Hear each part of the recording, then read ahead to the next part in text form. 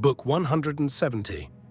The Nolan Variations by Tom Shone. Christopher Nolan is one of the rare filmmakers who straddles two worlds, the cerebral and the spectacular.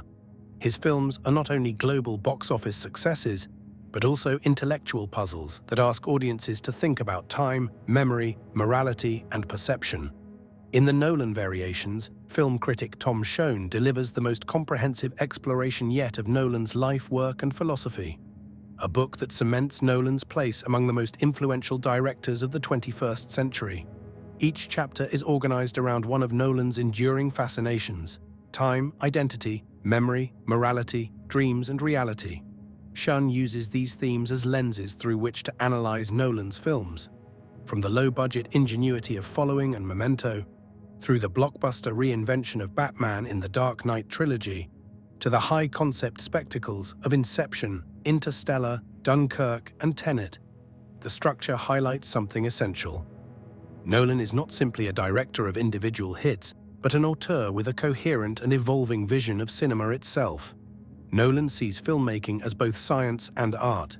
Nolan speaks of cinema as the ultimate medium for exploring time, uniquely suited to bending, stretching, and folding it. This explains why so many of his films experiment with non-linear structures.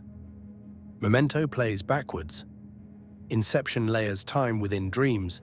Dunkirk runs 3 timelines at once, and Tenet literally moves time forward and backward.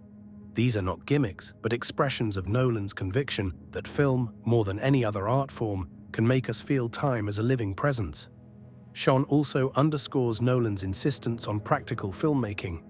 At a time when Hollywood leans heavily on CGI, Nolan builds real sets, crashes real planes, and stages practical effects wherever possible.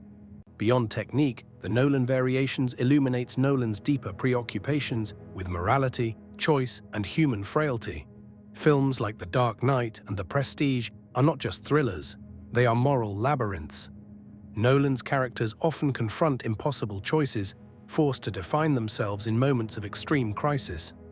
This connects him to a long philosophical tradition, from Nietzsche to Camus, and positions his blockbusters as modern morality plays.